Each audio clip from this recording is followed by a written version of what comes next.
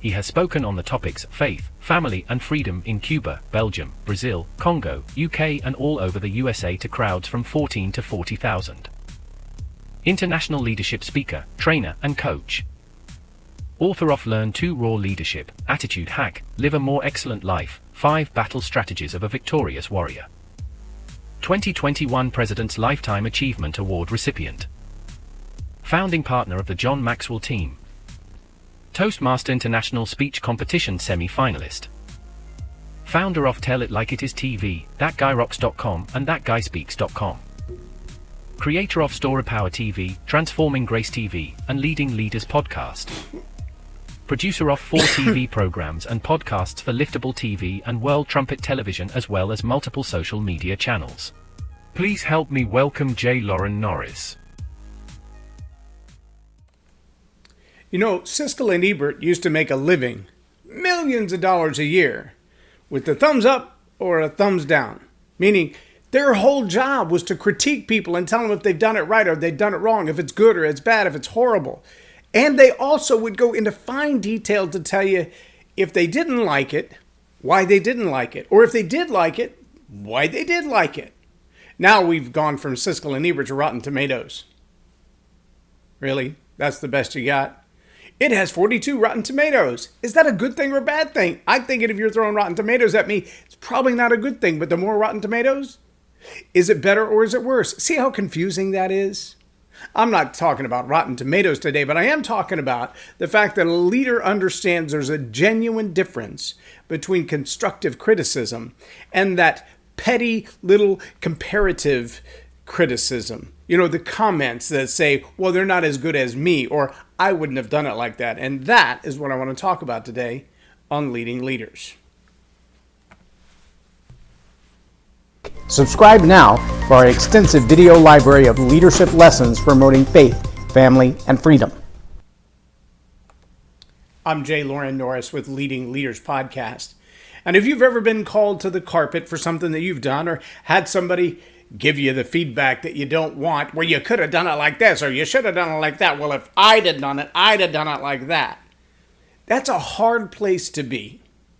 And it's an even harder place to be when the feedback that you're getting is like the Sunday or the Monday morning armchair quarterback. That individual who's never played a game of football in their life, but they feel like they should be telling every NFL quarterback in the world how they did it wrong, how they managed the time wrong, or threw the ball to the wrong person, or missed that wide open pass opportunity. And it's almost like they somehow truly believe that they have better advice than the guy standing on the sideline getting paid to coach the guy that's on the field. But see, it's not just football. It might be tennis, it might be baseball, it might be basketball, it might be in your career. It's probably happened to you at least one time that someone gave you feedback that was unwarranted and unqualified.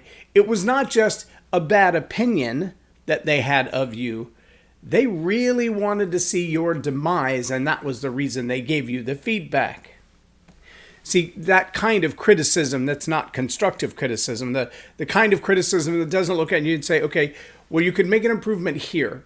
Now, remember, the best players in the NFL, CeeDee Lamb for the Cowboys or Odell Beckham Jr., these guys have coaches who are phenomenal coaches at the lane that they're in.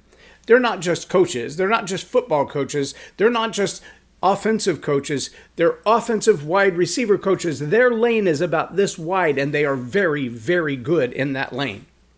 They can look at the position of a hand and whether or not that hand's going to catch the football.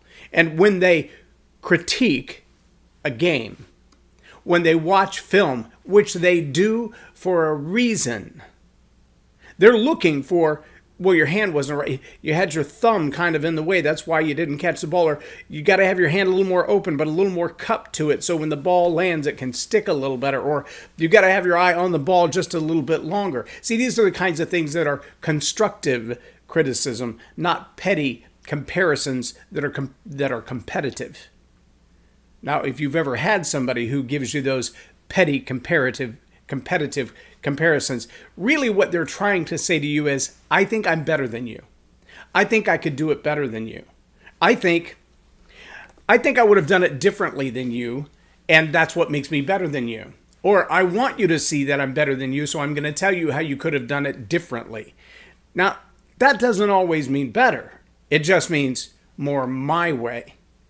I'll tell you, as a coach, one of the hardest things for me to do as I see my clients progress level to level to level to level to level is to still offer them constructive criticism, to be able to say, you might consider doing that more like this. And I have some clients that are right now in that place where they're just this close to taking the stage and running with the ball in an incredible way. They're going to do big things. And yet there's some tiny improvements that could be made, a minute or two that could be shaved off of a speech that could be used for a greater call to action or even another more impactful story.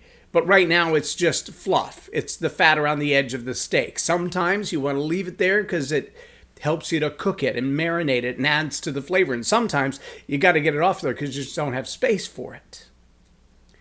But see, the critique that comes from competition, that has a different purpose.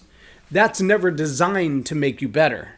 No, that critique that comes from the purpose of comparison and competition, its only design, its only purpose, its only desire is to bring you down.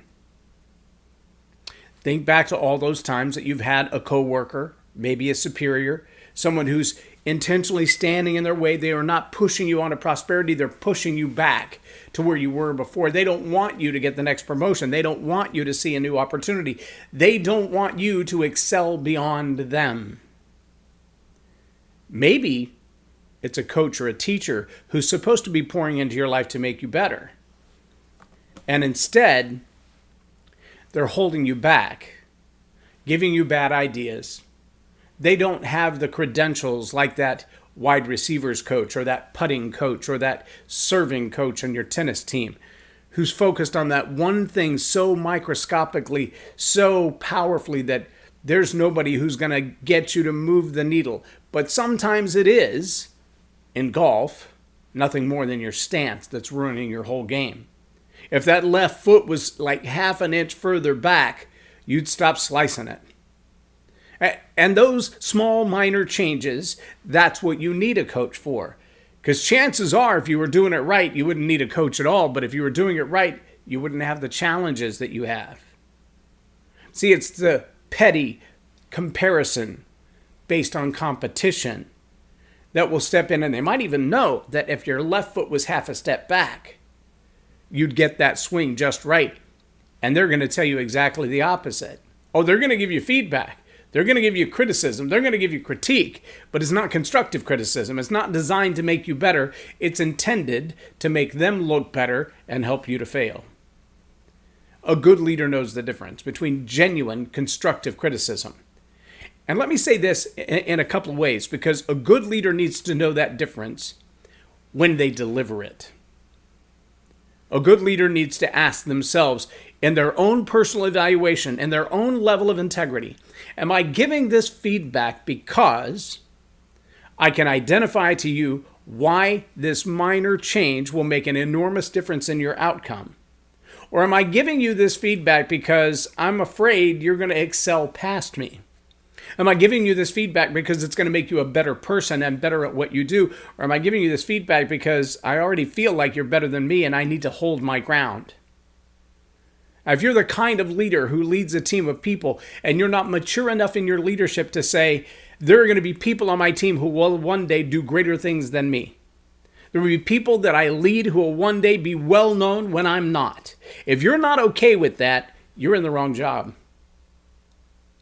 If you're not okay with that, you want to be the celebrity and not the leader. And those are not the same. They're not the same.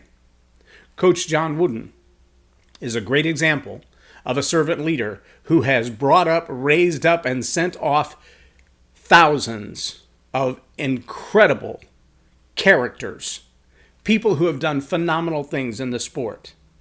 Sure, he's got his plaques and his trophies and awards, but John never sought the spotlight for himself. He did the work that was necessary as a leader to build the kind of people who would go way further than him. If that's not the heart that you have as a leader, then chances are you're not giving genuine, constructive criticism as feedback. No, you're still trying to defend your own ground. You're probably still giving some feedback that's a comparison. Well, the way I would do it would be like this, or I would have never done it that way, or I wouldn't have said it that way. I remember it's been, holy cow, I'm old. It's been almost 10 years since I provided a training curriculum for a high school, their mentorship program. And I wrote every word of it myself. It came from my very first book, Live a More Excellent Life. The mentorship program for that year was called Vision. And we talked about what it means to develop a vision. And I provided training videos for every mentor, training videos for every classroom teacher, handout material for every student, guidelines for questions for every mentor to use. And at the end of the year, we got some evaluative feedback from 250 other mentors who employed that stuff. And a couple of them simply said, I thought it was crap, so I used my own. Okay, that's not constructive criticism. That's petty comparative comparisons. They wanted to have their stuff in the limelight. They wanted their curriculum. That gave me no feedback to make my curriculum better. If it was bad stuff, tell me it's bad stuff. But about 200 out of the 250 said, I loved it. I couldn't have made it through the year without it. Or I'm still using it for my own stuff. It's made my life better. Awesome. That's the kind of feedback I want. Not just because it's positive, but because people have actually taken the time to go through it to decide, is the content worthwhile? See, that's a huge difference. When you've got someone who didn't even watch the game, but they can tell you what you did wrong because, well, it wasn't them, it was just you. Well, that's petty, competitive comparison, not genuine constructive feedback. If you find yourself as a leader in that place where you're not quite sure, is it genuine constructive criticism? You can point out what they did wrong and how they could do it better, and it's all about them being better, delivering better, playing a better game, winning the next sales war, whatever it is.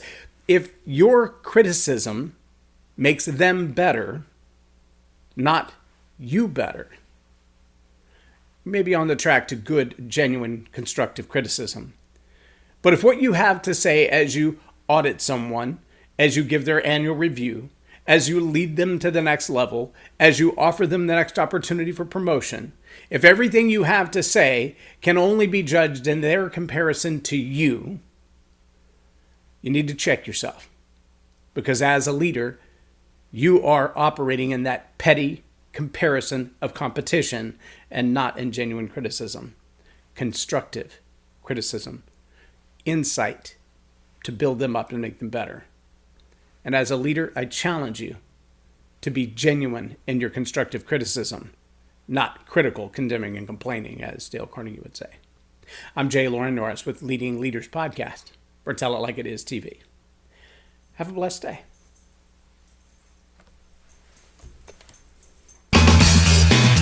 It's like you know my speech. It's so funny. I'm coming back in here as soon as I say, I'm Loren Norris. Like a little furry.